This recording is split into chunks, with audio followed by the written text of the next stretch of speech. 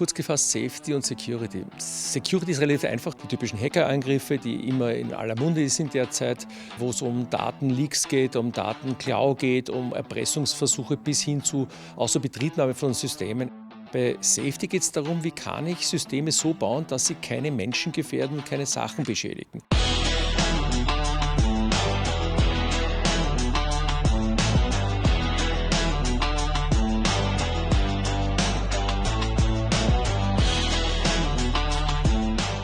In meinem Vortrag am SafeSec Day geht es darum, dass die Sicherheit in der Lieferkette extrem wichtig ist, insbesondere die IT-Security. Man muss auch die Security der Lieferkette im Blick haben.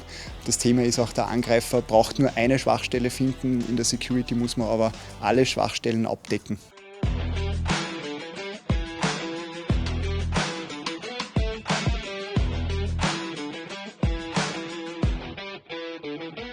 Safety und Security im Produktbereich ist ja nichts anderes als die zwei Seiten derselben Medaille. Nur werden sie immer sehr getrennt behandelt.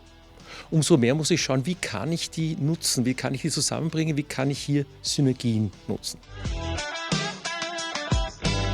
Was mir in der Veranstaltung am besten gefallen hat, ist, dass wir Themen aus dem Safety-Bereich und aus dem Security-Bereich gehört haben. Es macht einen schönen bunten Mix für diese Veranstaltung. TÜV Austria Akademie. Sicher besser.